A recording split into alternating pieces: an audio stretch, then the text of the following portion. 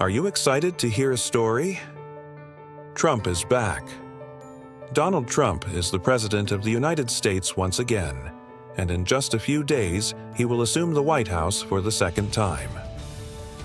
Today, I want to tell you the story of his life, from his childhood in New York to his business successes, to his entry into politics and the world impact of his re-election. What do you see the future holding this time? From China to Europe, Arab countries and Russia, the whole world is watching us these days.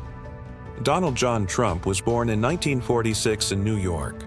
All along, it was clear that the youngest member of the Trump family was born to be great. As his father was an influential businessman, Donald naturally chose the same path to success, but in his own style. Donald had always wanted to break free from his father's shadow. Military school was where he would learn discipline and leadership. He later attended the University of Pennsylvania, where he graduated in economics before creating his own business empire. Here, skyscrapers and luxury hotels popped up, along with the Trump brand. As he stepped from one stage to the next, Trump proved one thing: he was born for the big time. Trump built his family business into a global empire in the 1970s. Trump Tower and luxury hotels and casinos made Trump a brand. But his journey wasn't all smooth sailing. The financial crises of the 1990s came close to bankrupting him, but he emerged each time stronger than ever. His motto, "Never give up," appears to be a founding belief in his life. Trump has had his share of peaks and valleys in his personal life. He has had 3 marriages. Ivana, his first wife, was a crucial partner in his early successes. His second wife, Marla Maples, added a tumultuous chapter to his life. And now Melania, who accompanied him into the White House, has become a strange and controversial figure of her own. Between his ambition professionally and personally, this is a portrait of a person who was strong, but complex.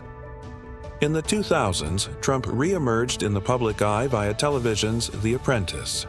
The iconic catchphrase, "You're fired," displayed how at ease he was as a powerful leader. Then, out of nowhere, he decided to get into politics. Trump was elected president in 2016. Now, after 4 years out of power, he returns with the catchphrase, "America First," and the world is bracing for a profound shakeup. Trump's presidency included a series of significant and controversial moves. He pulled out of international agreements, launched a trade war with China, imposed crushing sanctions on Iran, and built warm ties with Saudi Arabia and Israel. What are the implications for America's relationships with its international allies, especially in the Middle East? And by America First, I mean places like Israel and Saudi Arabia, who benefited immensely from Trump's presidency because he supported openly these countries. He pressured Saudi Arabia into multi-billion-dollar arms deals and relocated the U.S. Embassy to Jerusalem for Israel. This was how the Middle East came to be molded. But that is not the complete narrative. Trump was always a big problem for China. His trade war with the country demonstrated that he wasn't about to give in on economic competition.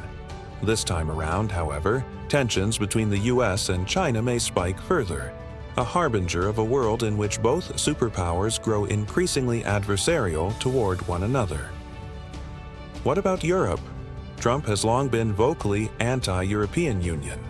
His re-election and return to the White House could mean more pressure on European nations to contribute more to NATO or adjust their trade policy. This means the EU needs to adapt to new challenges. And then there's Russia. Trump's ties with Russia have long been contentious. His policies were somewhat favorable to Russia, since the pressure on Moscow eased while he was president. His re-election would strengthen Russia's position in some international equations, although this will clearly encounter a widespread rejection. Now, let's turn to challenges ahead. With Trump back in the White House, the world will have to gird itself for a new era of geopolitical and economic tensions, from competition with China to a grave realignment of relationships with Europe and the Middle East. This means we are heading to a very different world. This is Trump's narrative.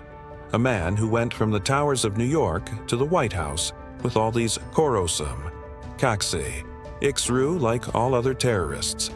Now the world is ready for a new chapter, a chapter again seamlessly linked to Trump's name. Whether you're a fan or a detractor, what we know for sure is that Trump will rattle the world again.